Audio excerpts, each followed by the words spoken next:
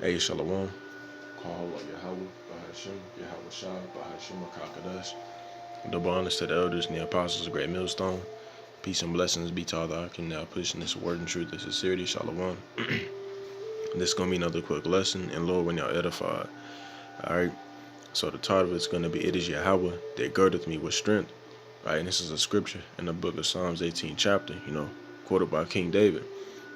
Alright, but when you go into that word girdeth, the definition for this, to equip, right, to equip armor, so on and so forth. But those spiritual bodies that we're going to receive, amen, they're going to be equipped with strength, man, right, spiritual power. Right, once we change into that, into those new bodies, man, our spiritual bodies, it's going to be over for you heathens, man, right, because we're going to receive the power to go around to conquer y'all, man, right, to slice and dice, right, take vengeance, man, right, for all the shit y'all have done to us throughout history, man. All right, but this lesson is inspired by the book of Psalms 18 chapter, the power that King David was given, man. Right, because he depended on Yahawah Shemel Shah to give it to him, man. And it's the same mindset that we in, right? Because not only do we want to be saved, man, to receive spiritual power to go around and to be able to, and to get payback, man. All right, but we want to be delivered out of the times that we in as well, man. And I did a lesson similar to this a couple days ago. All right, but you can never go into things like this too much, man. All right, because it's important, to continue to let Jake know hey, trust in Yahawah Shemel Shah. Don't come out here, put your trust in yourself, man. All right, because you can't deliver yourself. You can't fight against 5G. You can't fight against a fighter jet. You know what I'm saying? All right, so you gotta solely depend on Yahawah Shemel Shah to deliver you, man, because he's the one that's in control. All right, but I'm also be touching on this is really what this is pertaining to, man. When we get being back down from those chariots, we're gonna be fucking shit up, man. All right, Lord willing, I'm part of that number. All right, but I'm gonna go ahead and get into it, man. Psalms 18, and I'll start at verse 2. I'm gonna try to make this as quick as possible. And it reads, The Lord is my rock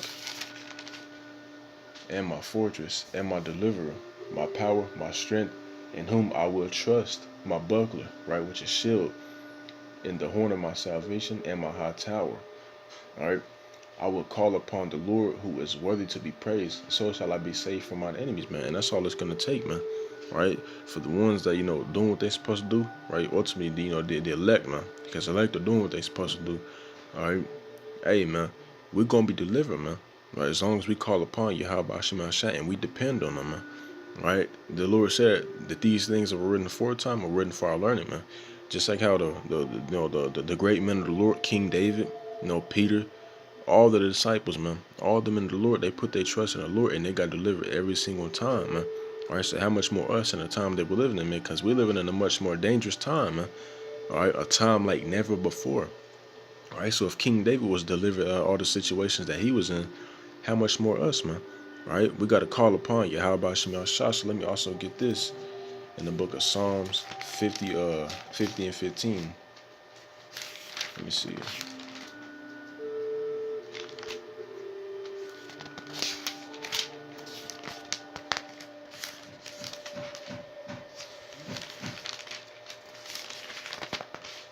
Psalms 50 and 15, it says, And call upon me in the day of trouble. Right? Jacob's trouble, right? Aren't we in that time where Jacob's trouble is fastly approaching, man? Right? What did the Lord say? Let me read it over again. It says, And call upon me in the day of trouble, and I will deliver thee, and thou shalt glorify me, man. Right? We ultimately going to glorify Yahawah Shemel Shah, because that means that, hey, man, we're a part of the elect. If we get delivered out of these situations and we receive that spiritual power, that means we're a part of the elect, man. So we're going to be glorifying Yahawah Shemel Shah more than anything, man.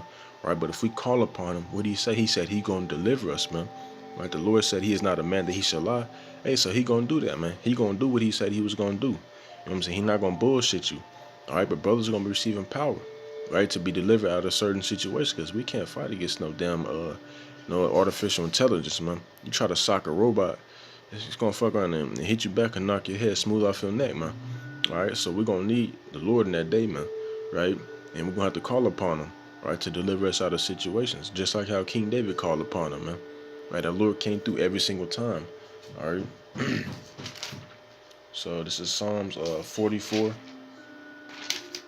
and verse 5. And it says, Through thee will we push down our enemies. Right? And isn't that ultimately what we want? right? But the only way we can do that is if, you know what I'm saying, ultimately if we're part of that, but through Yahawah Shem Shah, it says, through thy name will we tread them under that rise up against us, man. Right? But that's ultimately what we're going to be able to do, man. Once we receive that spiritual power, and we on go mode, man. You know what I'm saying? Right? The Lord said, through thee will we push down our enemies. It's like King David, he said, through thee, right? Through Yahawah Shem Shah, we are going to push down our enemies, man. All right? Now back to Psalms 18, and I'm going to get straight to verse 29, right? Getting into the power that King David had. It says, for by thee I have run through a troop, and by my power have I leaped over a wall, right? And this is the, some of the power that King David had, man. All right, King David was literally out there, running through niggas, man, right, leaping over big ass walls. All right, it says, as for Yahawah, his way is perfect. The word of the Lord is tried.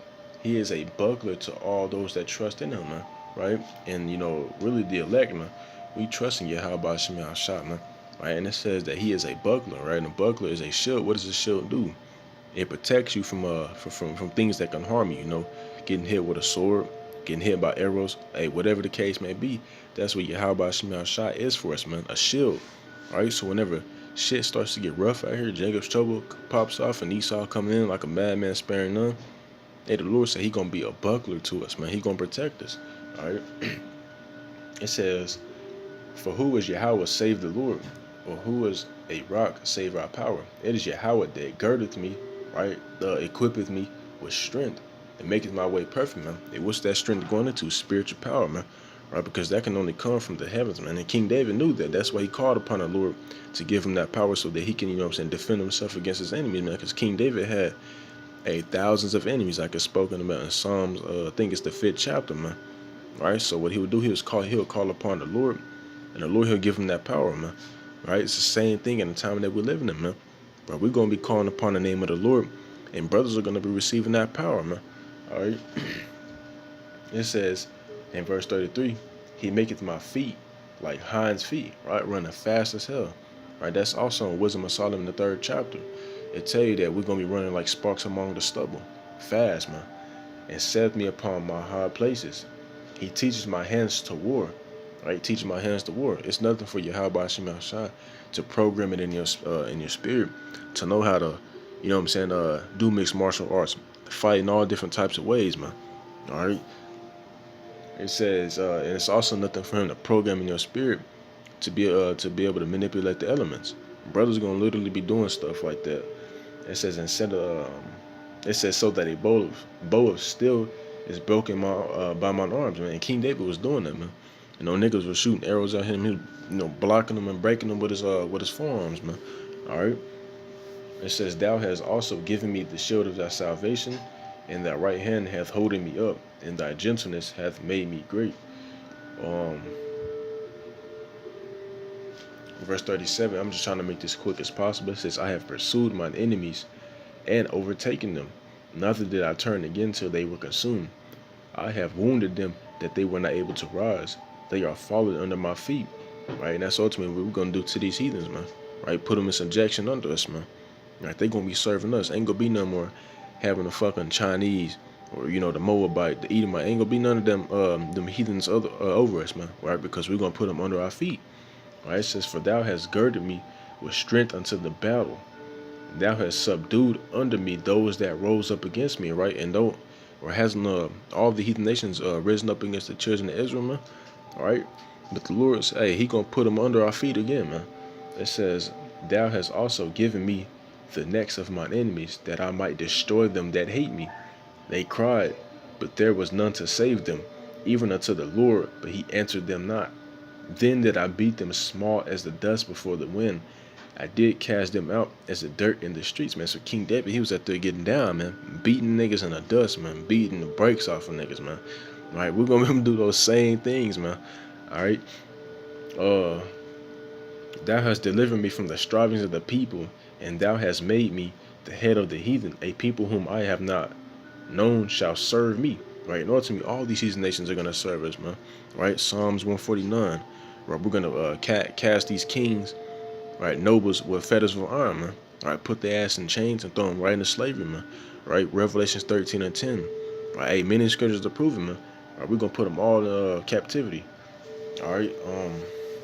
Let me see.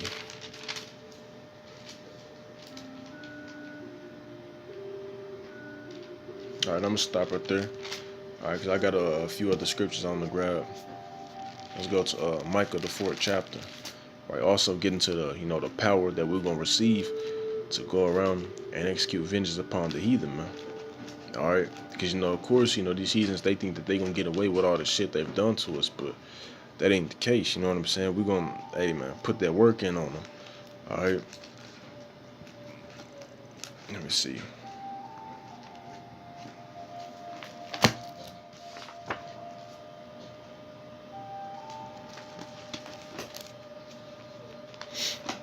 Slide here, bear with me. All right, this is Micah 4 and really the whole chapter 5, but I'm gonna try to get straight to the point. Micah 4 and 13, it says, "Arise and thresh." Thresh meaning what? You destroying stuff, man. O daughter of Zion, which are the Negroes, Latinos, Native Americans, right? The Israelites. For I will make thine horn iron, right? And when you go into that word horn, it goes into razor light, right? Like Superman, how he's beaming razor lights out of his eyes, man. Brothers are gonna be doing those same things. It can be out of our eyes, it can be out of our hands. Hey, whatever the case may be, brothers are gonna be able to do those things. And I will make thy hooves brass, all right? And thou shalt beat in pieces many people. Didn't Psalms the 18th chapter go into how King David was beating his enemies into dust, man? We're gonna be able to do the same things. It says, "And I will make thy hooves brass, and thou shalt beat in pieces many people, and I will consecrate their grain unto the Lord, and their substance unto the Lord of the whole earth," man. All right. So once we get that power, man, all right, we're gonna be able to go around and beat in pieces all these heathen nations, man, for the shit they've done to us, man. Right, that's the power that we are gonna receive, man. Right, brothers gonna be out here lighting shit on fire, man. Right, shooting what's it called it, razor light out of their eyes, all types of stuff, man. All right. So this is Micah the 5th chapter, and I'm gonna start at the 7th verse. It says, "And the remnant of Jacob shall be in the midst of many people as a dew from the Lord," and then many people is going into the sons of men, the heathen nations, right? The remnant of Jacob, the 144,000, we're gonna be sent over them in the midst of these heathen nations, and this is what it says: "As the showers upon the grass that teareth not for men, nor wetteth for the sons of men. And the remnant of Jacob shall be among the Gentiles in the midst of many people, as a lion among the beasts of the forest, as a young lion among the flocks of sheep," right? And we all know a young lion, that's when it's in its prime, man. It's ready to pounce and tear any and everything up, man. Right?